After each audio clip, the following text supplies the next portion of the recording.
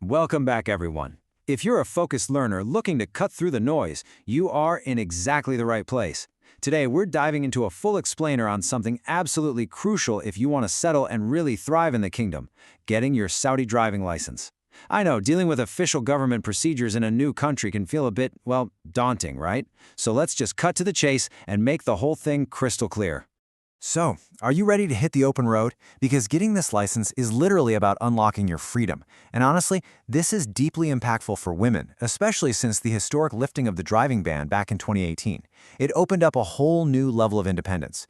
But, as with any official process, there's some bureaucracy involved. The official source material outlines an 11-step process, which, frankly, can feel like a mountain if you look at it all at once. But don't sweat it, we're going to break it all down. All right, let's look at the roadmap. We've chunked that intimidating 11-step chore into 6 super manageable phases. We'll hit the road to freedom, tackle paperwork and fees, navigate the Absher platform, look at training and exemptions, conquer test day, and wrap up with some FAQs. Let's go! Starting right off with Phase 1, the road to freedom. Let's check your eligibility. Before you even think about paperwork, we gotta establish the baseline. 18 is the magic number here. You absolutely must be at least 18 years old. But age isn't everything. You also need a valid residency permit, which you'll hear referred to as an Iqama. Oh, and there's a medical fitness component too. We'll get into the weeds of that in a second, but just know they will verify your physical ability to drive safely. Now, once you're eligible, you aren't just applying for one generic license. You have to pick the category that fits your life. You've got the private driving license for your everyday personal cars, the public one if you're driving taxis or buses, and the heavy vehicle license for the big trucks. If you're a two-wheel kind of person, there's a dedicated motorcycle license. And finally, a diplomatic license, which is reserved strictly for foreign embassy officials.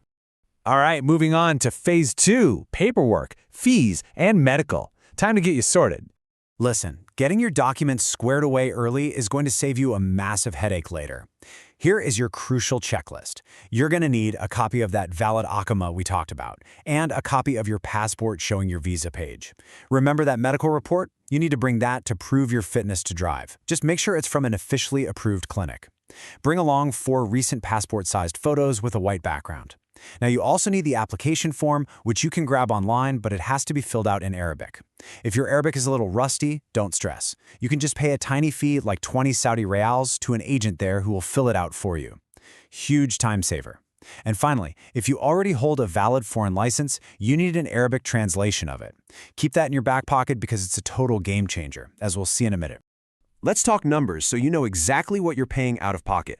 The core driving license fee, which is valid for 10 years, is 400 Saudi Riyals, and a quick heads up, you pay this before you apply. Then you have that optional 20 Riyal fee if you use the agent for the form. Lastly, the computer test fee is 100 Riyals, paid right before you take that specific test. So, put it all together and you're looking at about 520 Saudi Riyals. That is your baseline cost. It's always great to just have that number locked in your head so you can budget perfectly and not get hit with any surprise fees. Obviously, it's smart to double-check current fees online, but 520 is your solid benchmark right now. Okay, let's pivot to the digital side in Phase 3, navigating the Absher platform.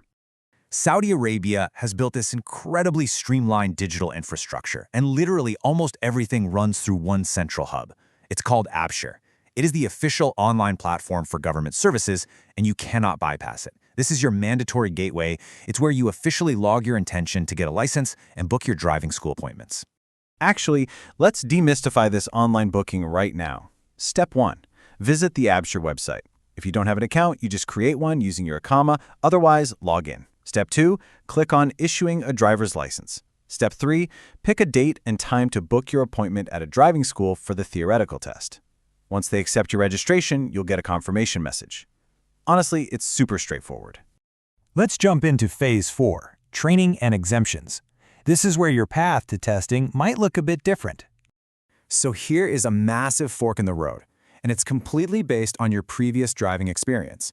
If you are a brand new driver, you absolutely must complete mandatory theoretical and practical training before you can test. But, and this is a huge but, if you're an expat who already has a valid license from your home country and you have that Arabic translation we mentioned earlier, you are completely exempt from the training sessions. 0 mandatory classes. You literally get to skip straight to the theoretical and practical tests. Talk about a shortcut. But hey, what if you are a new driver? Don't worry, the mandatory theoretical training is really solid. It's supervised by the General Traffic Department and covers all the essentials. You'll go over road signs, right-of-way rules, safe driving practices, and of course, the specific Saudi traffic regulations and penalties. Once you pass that theory part, you hit the road for mandatory practical, hands-on hours with an instructor to master things like parking and those infamous roundabouts. And that brings us to Phase 5, passing your tests, the final hurdle. This is it, game day. Whether you took the full training or you scored the exemption, everybody ends up right here. Let's walk through it so there are no surprises. First off, show up early. Make absolutely sure you have all your documents ready to hand over: Iqama, medical report, photos, passport. Next, you do the physical drive, the practical driving test. It's a controlled environment where you prove you can actually handle a car. Nail that, and you immediately move to the final boss, the computer test, which just assesses your knowledge of those traffic rules. And you're going to love this part. Once you pass both tests, there are just 3 simple steps standing between you and your license. 1. Hand in your application file at the counter. 2. Wait a few minutes to hear your name. 3. Walk up to the window and collect your driving license. Boom, you're done. Let's wrap things up with Phase 6, FAQs and final tips. We are in the final stretch, and I want to clear up a question that I hear all the time. Do you have to print your driving license yourself, or do you sit around waiting for it to show up in the mail? The answer is a massive, reassuring no. As we just saw, there is absolutely zero waiting period. No checking the mailbox for weeks. The second you pass both your practical and computer tests, you get your license on the spot. You literally walk out of the center with it in your hand that very same day. Oh, and here's a quick pro tip for you. If you want that extra peace of mind and want to digitally confirm your new license is locked into the government database, you can do a quick online verification. Just go back to Absher, open the public query driving license section, punch in your Iqama number and date of birth, and hit submit. If your details show up, you are 100% authentic and officially recognized. Just a few final words of wisdom for a totally smooth process. If you're using the exemption and going straight to the exam, practice heavily before test day. Don't go in cold. Also, really familiarize yourself with local Saudi traffic laws. Don't just assume they're identical to back home. And always keep an eye on official government websites, because rules and fees can shift from time to time. So, the roadmap is clear, the path is set. But honestly, getting that piece of plastic is just the baseline. The real question is, how will this newfound mobility change the way you experience the incredible, rapid evolution of Saudi Arabia? So gather your docs, log on to Absher, and start your journey today. Thanks for hanging out with me for this explainer, and hey, safe driving out there.